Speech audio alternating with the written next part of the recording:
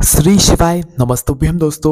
आप सभी लोग जानते हैं कि रक्षाबंधन का त्योहार आने वाला है और इस बार भी रक्षाबंधन के दिन भद्राकाल का साया भी रहने वाला है। तो भाई बहुत सारे लोगों के मन में रक्षाबंधन को लेकर बहुत सारे प्रश्न हैं, जैसे कि इस बार रक्षाबंधन कब है, भद्राकाल का समय क्या है, राखी बांधने का शुभ मुहूर्त क्या है, भाइयों को अपनी बहनों को क्या क्या तोहफे देना चाहिए, इस दिन कौन से रंग के कपड़े पहनने चाहिए, कौन से रंग के नहीं पहनने चाहिए, और भी बहुत सारे ऐसे प्रश्न हैं जिनका आपको इस वीडियो में जवाब मिल जाएगा। देखिए, रक्षाबंधन का जो त्योहार होता है, पर्व होता है, ये भाई और बहनों के लिए बहुत ही ज़्यादा पवित्र माना जाता है। और इस दिन जो है बहनें अपने भाइयों की कलाई पर राखी बांधती हैं और भाई अपनी बहनों को मतलब उनकी रक्षा का यहाँ पर वचन भी देते हैं और कुछ तोहफा भी देते हैं, जिससे वो खुश हो जाती हैं। तो भाई वो तोहफा भी आप लोगों को क्या देना है वो भी हम इस वीडियो में यहाँ पर बताने वाले हैं। देखिए, जो रक्षाबंधन का त्योहार आता है वो हमेशा सावन महीने की पूर्णिमा तिथि को आता है।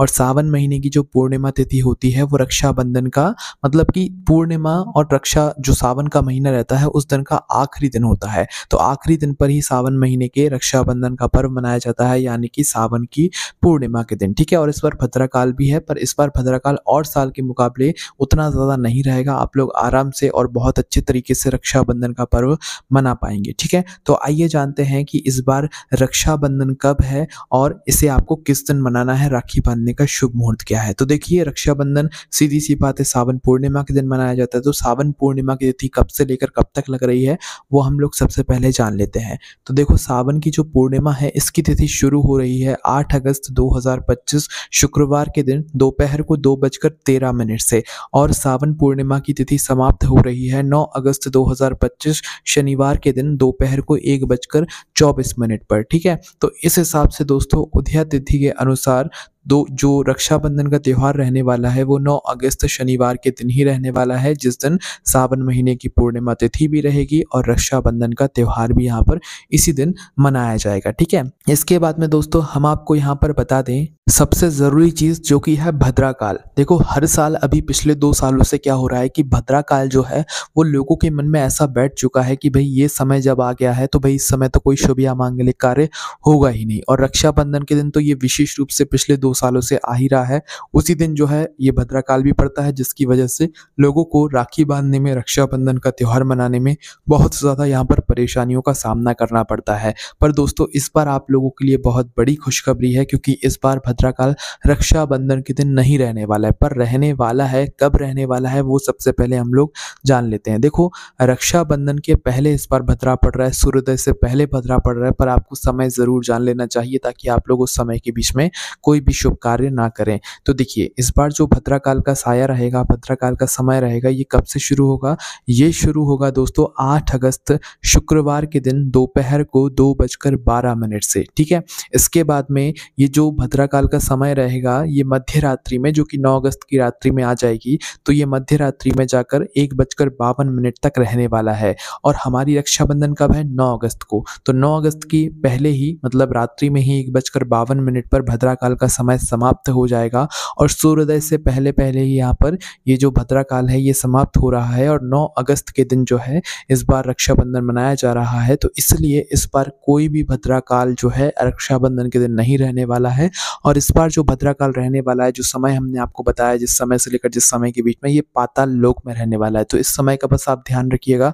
बाकी 9 अगस्त रक्षाबंधन के दिन कोई भी भद्राकाल का साया आपको नहीं देखने के लिए मिलने वाला है। ठीक है, अब इसके बाद में जो है आप लोगों को हम रक्षाबंधन के दिन राखी बांधने का शुभ मुहूर्त बता देते हैं, क्योंकि दोस्तों रक्षाबंधन के दिन राखी बांधने का जो शुभ मुहूर्त आपको ध्यान रखना चाहिए वो पूर्णिमा तिथि के अंतर्गत ही रखना चाहिए। पूर्णिमा तिथि रहते रहते ही आपको राखी बांध देनी चाहिए अपनी भाइयों की कलाई पर, अन्यथा फिर उसका उतना महत्व नहीं माना जाता। हालांकि आप लोग राखी तो पूरे दिन भर बांध सकते हो, पर एक शुभ मुहूर्त माना जाता है, उस शुभ मुहूर्त के बीच में राखी बांधना और भी ज़्यादा बेहतर माना जाता है।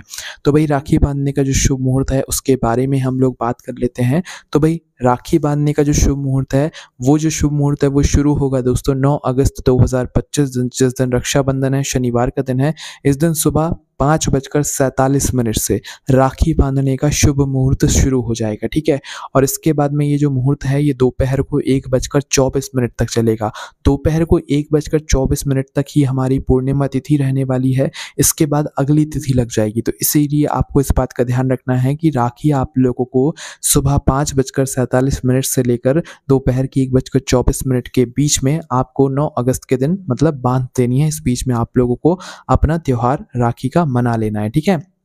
पूर्णिमा तिथि रहते-रहते ही आपको राखी बाँध देनी चाहिए मुख्य रूप से, अगर आपको कोई दिक्कत परेशानी है। बाकी पूरे दिन भी अगर आप लोग राखी बाँधेंगे तो भी ज़्यादा कुछ दिक्कत परेशानी नहीं होती है, ठीक है? अब हम जान लेते हैं राखी बाँधने की विधि और सही समय कैसे क्या रहता है। तो देखिए, सबसे पहली चीज़, जिस दिन रक्षाबंधन रहता है उस दिन सुबह-सुबह आपको जल्दी उठ जाना चाहिए।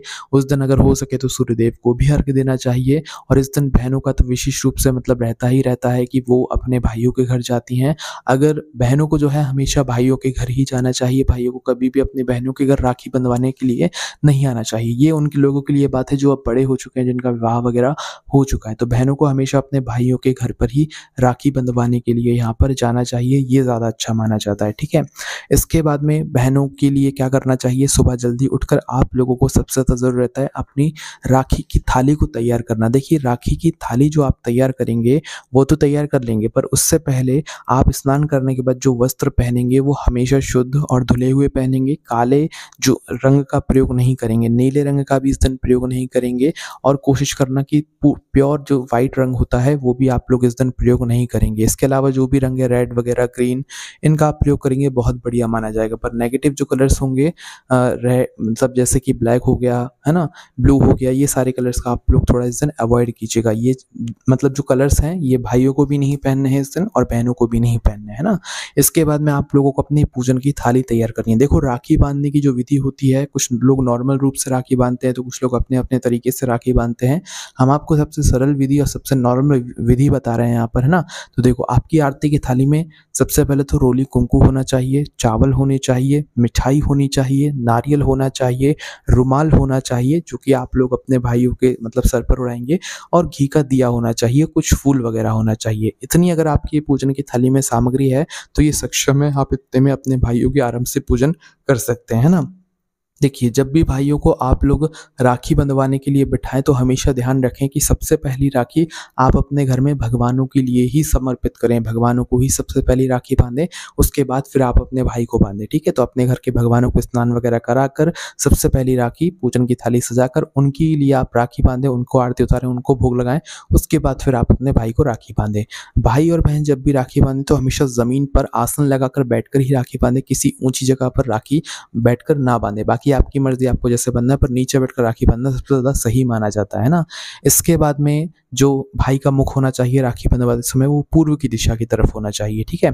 इसके बाद में बहनों का जो है पश्चिम दिशा की तरफ होना चाहिए मुख, जब वो राखी बंधवाती हैं। अब सबसे पहले राखी बंधवाते समय बहनों को अपने भाइयों के सर पर जो है रुमाल उड़ाना है, या जो भी टॉवल वगैरह, तौलिया वगैरह आप देना चाहें वो सबसे पहले उड़ाना है। उड़ाने के बाद अब आपको यहाँ पर तिलक करना है। तिलक रोली कुंकू का पहले तिलक करेंगे, फिर अक्षत समर्पित करेंगे, ठीक है।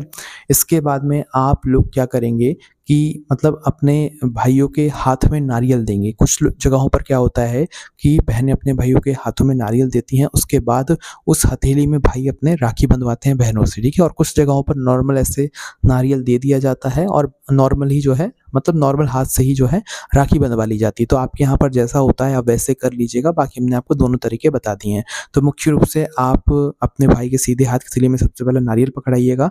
सीधे हाथ की तिली में ही राखी बांधी जाती है, उल्टे हाथ में नहीं बांधी जाती है। और राखी हमेशा ध्यान रखना कि राखी सोने चांदी की नहीं होती है, राखी में धागा होना ज़रूरी होता है। तो राखी में धागा ज़रूर होना चाहिए। राखी में जो धागा होना चाहिए वो लाल रंग का होना चाहिए, क्योंकि आजकल फैशन में कई तरह की राखी आने लगी हैं, नीले, हरे, पीले रंग की। तो भाई राखी मुख्य रूप से लाल रंग की ही होती है और राखी में धागा होना ज़रूरी है। बाकी जो भी डिज़ाइन है वो तो फिर अलग बात है, पर पूरी राखी में धागा होना बहुत विशेष है ना। और राखी आपको ऐसी लानी है कि आपके भाई की कलाई पर वो ज़्यादा दिनों तक यहाँ पर बंधी रहे, है ना। तो नारियल देकर अब आपको अपने भाई की कलाई पर राखी बांधना है ना। राखी जैसे ही बंध जाती है, राखी बंध जाने के बाद अब आपको अपने भाई का मुँह मीठा कराना है, ठीक है। मुँह मीठा कराने के बाद अब आपको अपने भाई की आरती उतारना है, ठीक है। जो दीपक आपने रखा हुआ है वो शुरू में ही जल जाएगा, क्योंकि पहले आपने अपने भगवानों के लिए राखी समर्पित करी है, की पूजन आरती करते समय ही आप दीपक जला लेंगे। उसके बाद में फिर आप लोग जो है अपने भाइयों को राखी बाँधने के बाद मिठाई खिलाने के बाद आरती उतारेंगे। आरती 5 से 7 बार उतारिएगा। आरती जैसे ही उतर जाती है तो आप लोग अपने भाइयों के सर के ऊपर कुछ फूल छिड़किएगा, मतलब कुछ फूलों की पंखुड़ियाँ तोड़ लीजिए गुलाब या गेंदा की, और उनकी उस अपने भाई के ऊपर डाल दीजिएगा। फूल नहीं है तो अक्षत के कुछ दाने, और फूल या अक्षत दोनों मिलाकर भी आप लोग अपने भाई के ऊपर डाल सकते हैं। इसके बाद भाई अपने बहनों के पैर छुएँगे। पैर छूने के बाद जो है भाइयों को कुछ तोहफ़ा देना है, ठीक है? भले आप लोग ₹10 दो, चाहे ₹100 दो, चाहे भाइयों को जो देना है वो दें अपने तोहफ़े में। बस तोहफ़े में ये चीज़ ध्यान रखें कि नेगेटिव जो चीज़ें होती हैं, अगर तोहफ़ा कुछ पैक करवा कर लेकर आ रहे हैं तो वो ना दें।